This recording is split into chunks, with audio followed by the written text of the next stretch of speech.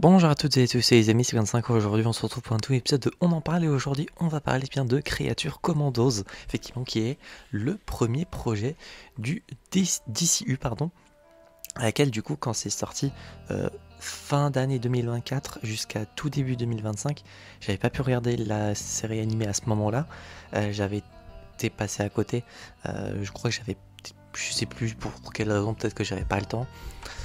Et donc je prends enfin le temps de regarder, j'ai enfin pris le temps de regarder ça, je vous regarde ça, on est le 28 septembre, donc cette vidéo sort probablement fin octobre, pour la période de Halloween, tout ça. D'ailleurs le prochain épisode dont on parle sera également normalement dans un thème un peu horrifique. Donc Creature Commando, c'est quoi? C'est une série animée du coup de 7 épisodes d'en moyenne 22 minutes, dans laquelle on suit du coup l'équipe Creature Commandos, qui prend un peu le même concept, on va dire, que Suicide Squad. Donc envoyer des criminels entre guillemets dans des missions pas suicidaires là, mais dans un sens plus ou moins. Mais là du coup, vu que après Suicide Squad, parce que oui, du coup le film The Suicide Squad est canon dans le DCU et Suicide Squad également dans la logique, ça fait que l'Argus a été retiré, l'Argus étant l'organisme derrière tout ceci, a été interdit du coup d'envoyer des humains faire des missions très dangereuses dans ce genre-là.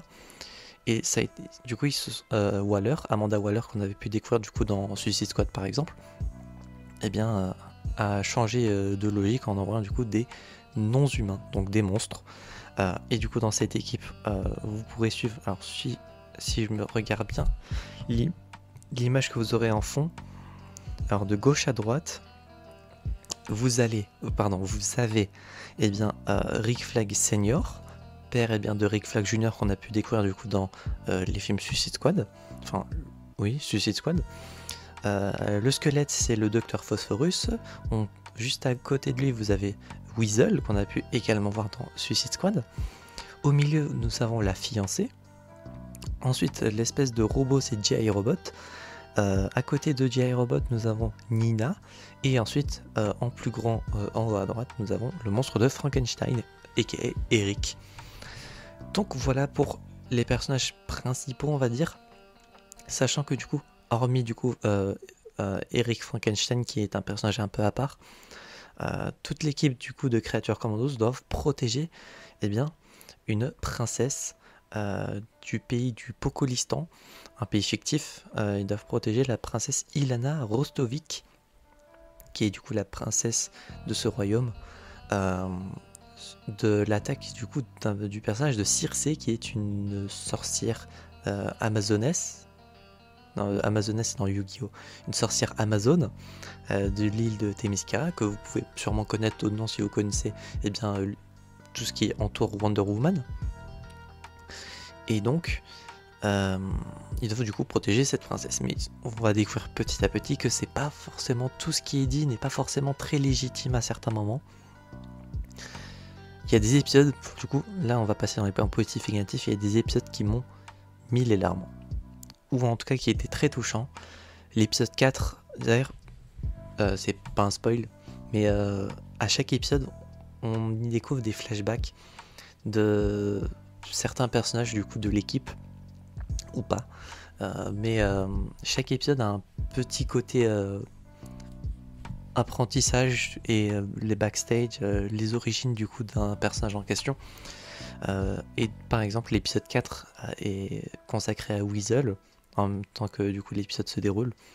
Et waouh! Je pense que j'ai regardé ça hier pour moi, l'épisode 4. Et waouh! C'est très touchant. Enfin, c'est très très triste. C'est très très dur. Et je crois que j'ai lâché des larmes pour cet épisode. L'épisode sur le docteur Phosphorus aussi est très dur. Pareil pour bien la fiancée, très dur aussi. Nina, l'épisode 7 du coup qui a des flashbacks sur Nina.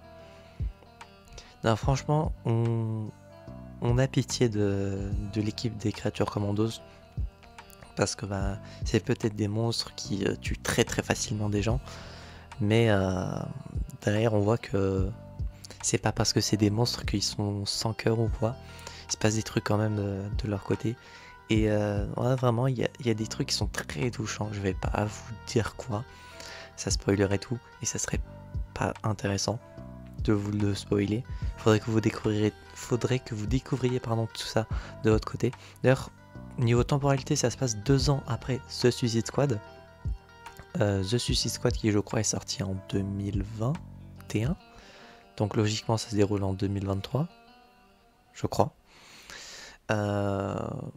Possiblement, dans ces environs-là. Il y a beaucoup de trucs qu'on apprend et on découvre plein d'autres personnages pour le coup, à part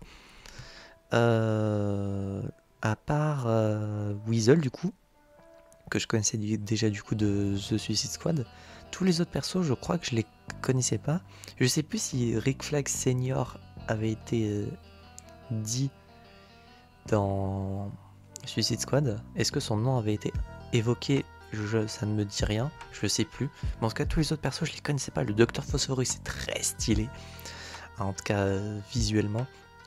La fiancée et la goat de l'équipe, je l'adore. Nina est vraiment très très sympa. Weasel, toujours aussi cool. G.I. Robot, sympa pour le coup, j'ai bien aimé le perso, malgré le fait que c'est un personnage du coup qui datait bien de la Seconde Guerre mondiale. Et un seul objectif, c'est de tuer des nazis. Et donc, ouais, son seul objectif, entre guillemets, c'est de tuer ces personnes-ci. Et donc, il y a un peu un comic relief sur le fait qu'il veut tuer des nazis. Et pour le coup, le personnage, il est sympa, mais ça n'a pas été mon préféré. Rick Flag Senior est très cool, un peu dans la continuité de son fils, que j'ai bien aimé. Et sinon, est-ce que j'ai dit tout le monde? Non, il y a Eric Frankenstein. J'ai pas aimé le perso.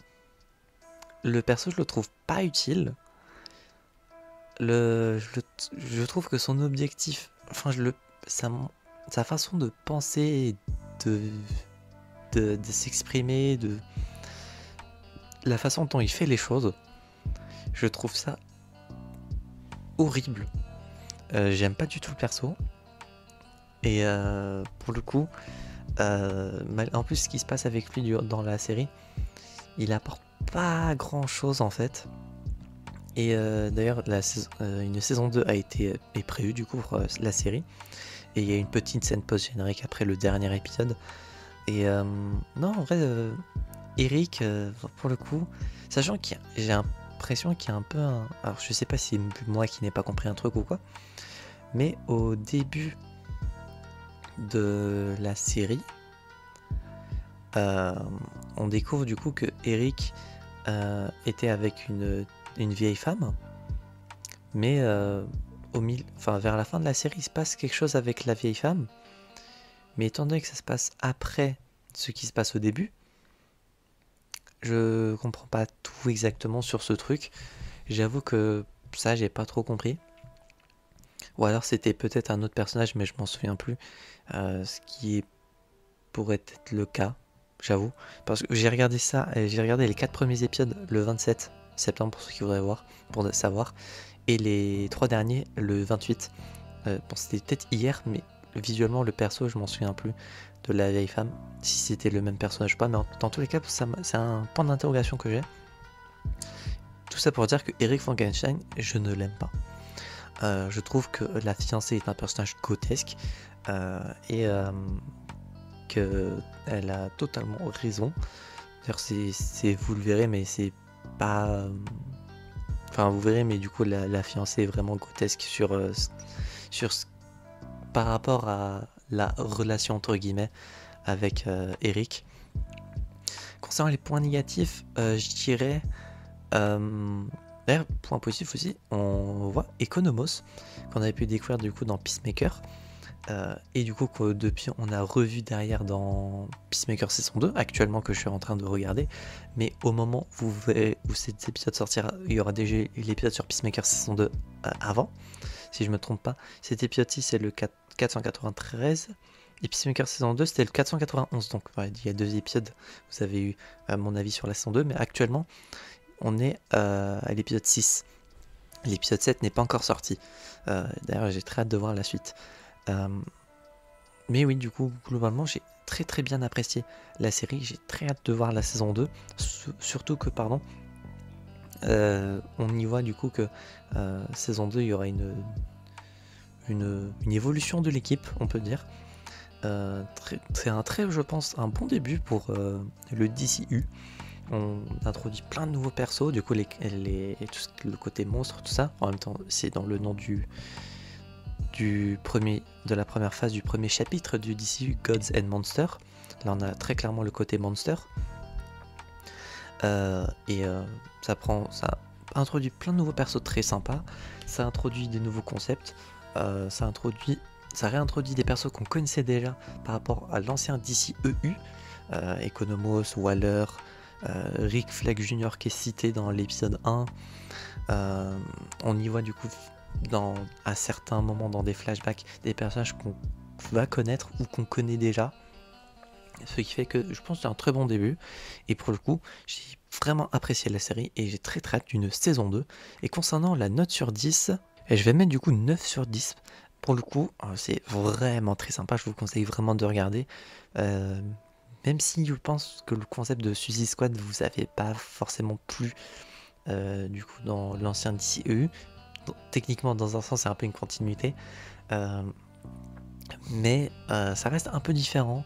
Visuellement, ça reste toujours aussi très sanglant, etc.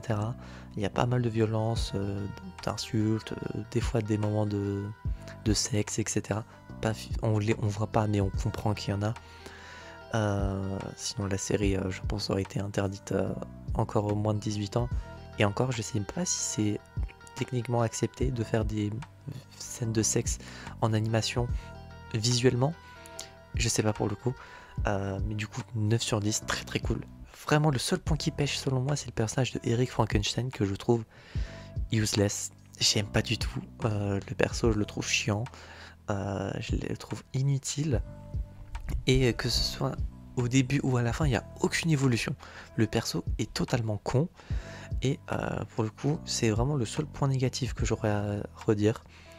Et voilà. Sinon, globalement, j'ai bien apprécié la série. Et j'ai très hâte du coup d'une saison 2 qui sortira. Pour le moment, on ne sait pas. Donc j'espère le plus vite possible, bien sûr, avec une qualité tout aussi égale, voire peut-être supérieure à la première saison. Voilà concernant mon avis sur Creator Commandos, j'espère que cet épisode dont on parle vous aura plu. Si c'est le cas, n'hésitez pas à vous abonner, à mettre un petit pouce bleu, à mettre en commentaire votre avis sur la série si vous l'avez regardé sans spoiler bien évidemment, sinon votre commentaire sera supprimé. Et si vous n'avez pas regardé la série, est-ce que vous comptez la regarder? C'est disponible sur HBO Max et peut-être sur d'autres moyens, j'avoue que je ne sais pas, clin d'œil. Et d'ici là, on se retrouvera donc, j'espère, la prochaine fois pour de prochaines aventures. C'est 25 et je vais vous dire enjoy.